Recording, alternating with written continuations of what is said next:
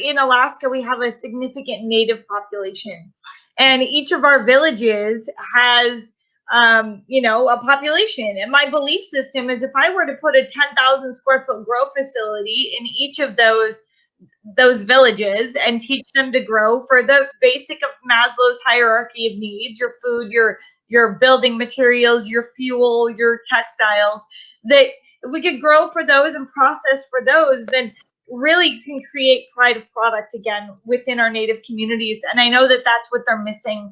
And so I have a passion for that. So awesome. Well, thank you for sharing those details. Now, give me some detail. What is, I know there's like a formula for how many seeds per acre. So how many seeds do we need to plant per acre?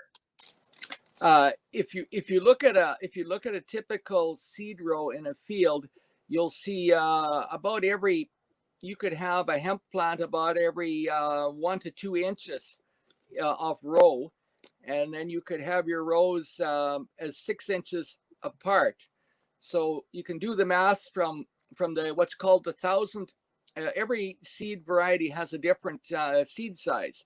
So what you look for is what's called the 1,000 seed gram weight of the particular hemp strain that you're growing, and you multiply that. You take the 22 pounds and you divide that by the 44,000 square feet in an acre. You get a number, and then you look at what is the 1,000 seed gram weight. And if you do those pieces of math, then you, for each variety of what's your seed size, you'll come up with a number of seeds per square foot. So okay. whether it is 10 or 20 or 40 per square foot, if you and of course in agriculture we tend to optimize our growing by the number. We don't overseed, meaning when moisture is critical. We tend to go for a lower number plant count because each plant will grow better when they don't have to fight each other for moisture. If you have a cooler, wetter climate, like you might have in Alaska, where you've got, once you get it established, you'll have a longer, cooler fall. You might be able to go for a much higher plant density because your plants are not going to, as long as you keep feeding them nutrients and they don't run out of water, they can be grown quite intensively. It's like agriculture. You can grow, if you're a pedigree seed grower, you can grow wheat putting in a tenth of a bushel an acre to produce seed because you want lots of seed but few plants. If you're in Europe and you have got more water and nutrients than you know what to do with, you can seed at like 90 to 120 pounds an acre of seed. And you can, but then you'll be raising like 150 bushels an acre. So I didn't give you a real answer, but I gave you a method by which someone can determine their own answer for their own situation. Yeah, and we're gonna add Jason. Hey, Jason! Woohoo! Okay, cool. So hi, Jason. Welcome, everybody. Welcome to the broadcast.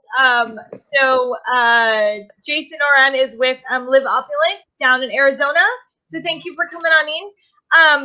So we were just discussing kind of the formula. We've kind of covered meet Morris. Morris is from Canada, and I'm so thankful he was able to come in.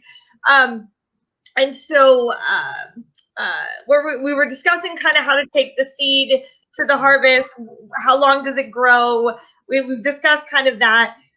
But Morris gave me a formula for how to determine the seeds per acre. Now, I just spoke with your CEO at the Dawn, Gritton, and he was talking about how you guys do things a little bit differently in the form of how you seed and things like that. So perfect timing to come on in, and let's talk about how do we determine seeds per acreage. Yeah, and thank you for having me. Sorry for being late.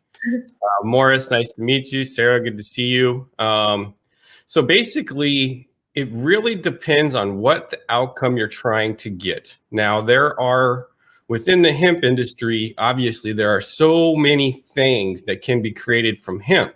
You really need to figure out what you're trying to create.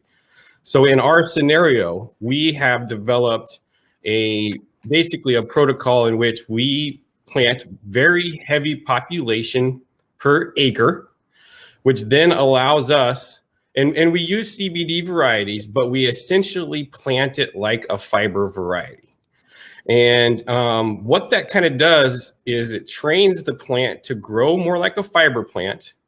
And it allows us the ability to come in at the end of the harvest, take the top off, and that top flower, unlike a fiber strain, has CBD.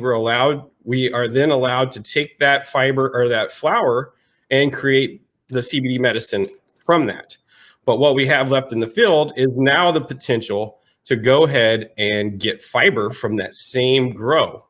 And so our particular strategy is to try and get as many aspects as possible from each grow, each plant. And a lot of people would disagree with that strategy. And they want, especially if you're growing for flower, I think there's a whole different approach. If you're going to do a smokable hemp flower, I think you kind of want to really dial it in more. You have a lot more input per plant, and you could really scale back your plant population per acre. And so then in that scenario, some people will go as low as 2,000 plants an acre. And they allow these plants to become, Christmas trees, really broad and huge bushy plants. And you get a pretty significant yield per plant. But there is an argument that would say, well, I could have put 20 plants in the same square footage as you had one, and try and figure out that perfect equation where there's a point of diminishing return. And so we've really amped it up. And so we go as high as 10 pounds an acre, and sometimes more.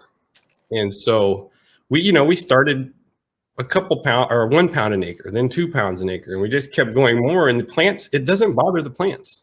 It really doesn't. They have no, and it also allows them to canopy out and block any, weed growth that you may have. Everybody's field's different, but if there's some weed problems, that kind of density will save you time and money in terms of your weeding management. And so it's a little more seeds up front, but you can save throughout your grow in terms of different, expenses you would need for weeding. So that's kind of where we're at, and everybody's different. So if you have a 1 acre grow, I would recommend putting a little bit more seed out there, and that'll save you some time with weeds and other things. Right. But I missed what you said, Morris. So I'm just going in with kind of how we do. You're good. You're good. Well, yeah,